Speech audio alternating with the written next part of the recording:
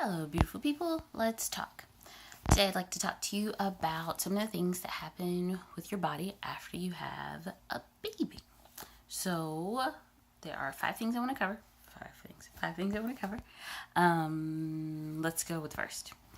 Right after you have your baby, there's this hope and prayer that you are going to lose a ton of weight. And you are, just not necessarily the way you think you're going to.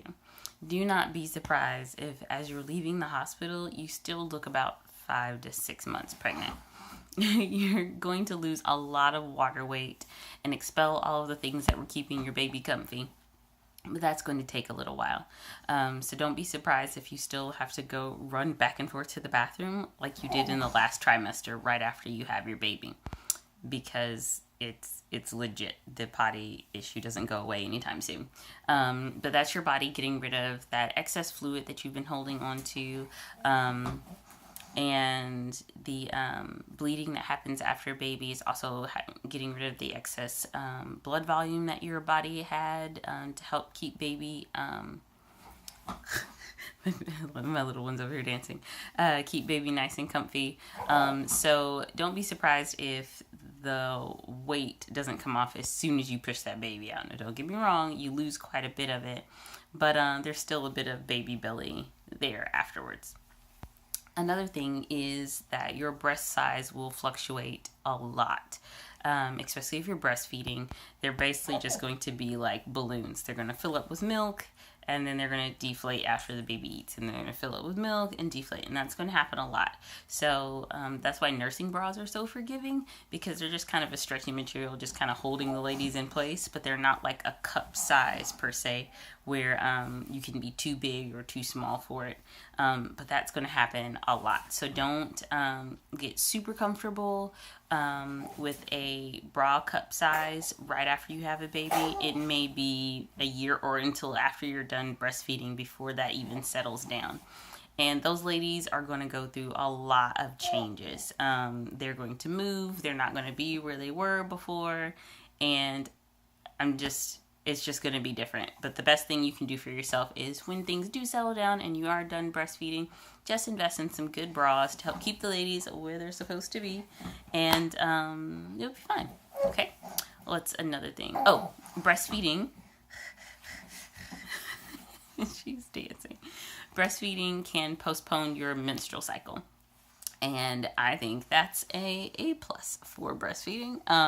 So you've got 9 months with no cycle. You have maybe 4 to 6 weeks of bleeding after baby.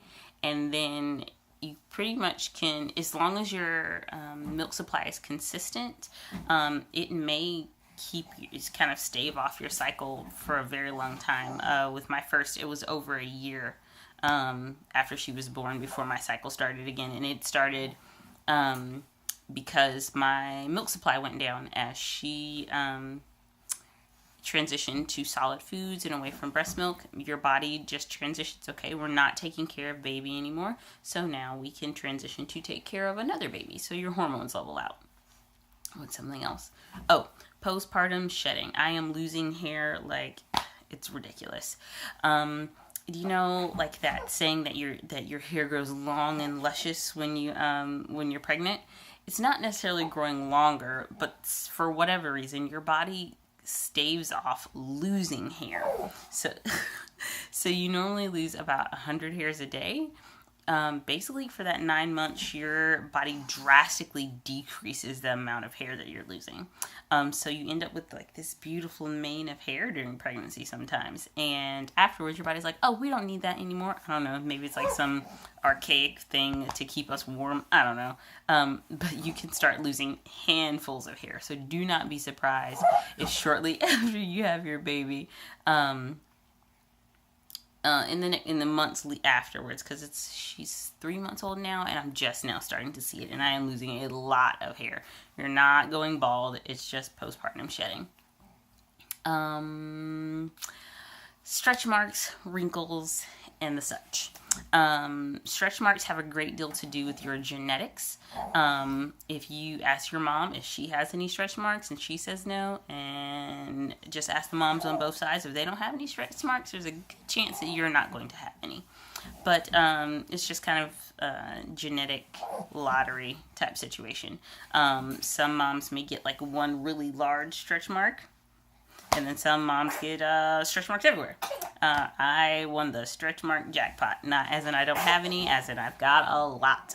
And you just gotta deal. You can do creams and lotions and things that'll kind of like reduce the look, but they're not really gonna go away for the most part. And I think that's kind of like a mindset issue. Like, oh, stretch marks are ugly. I think that's a societal issue.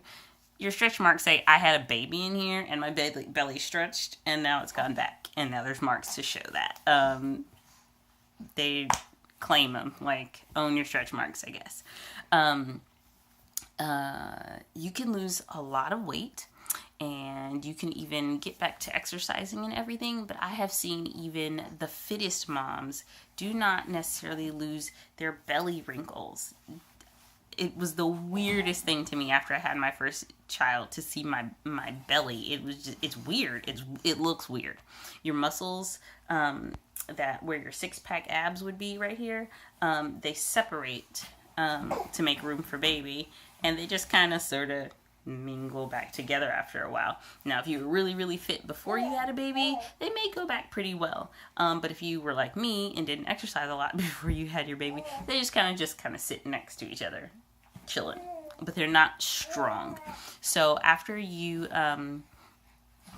do your 4 to 6 week appointment, afterwards they may approve you for exercise, and you can start exercising with approval after that and start doing core exercises and kind of build those muscles back up and strengthen them. But like I said, I've seen like personal trainer moms that never completely get rid of the belly wrinkles. So just be prepared for belly wrinkles. Again, that's another, as soon as you have it, you realize, oh, that's why mom pants are shaped like that. That weird, like roundedness in the front of them.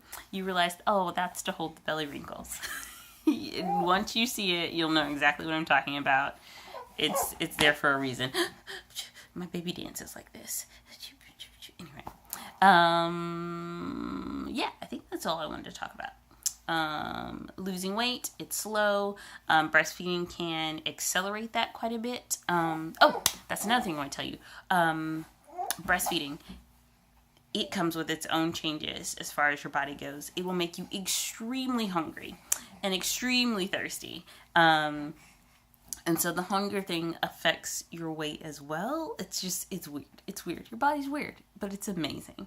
So you'll lose weight slowly. You can exercise after approval. Your breast size will go up and down and up and down and up and down, so don't get too comfortable just yet. Your breastfeeding can actually stave off your menstrual cycle, but it is not foolproof birth control. Don't count on that. Don't do that.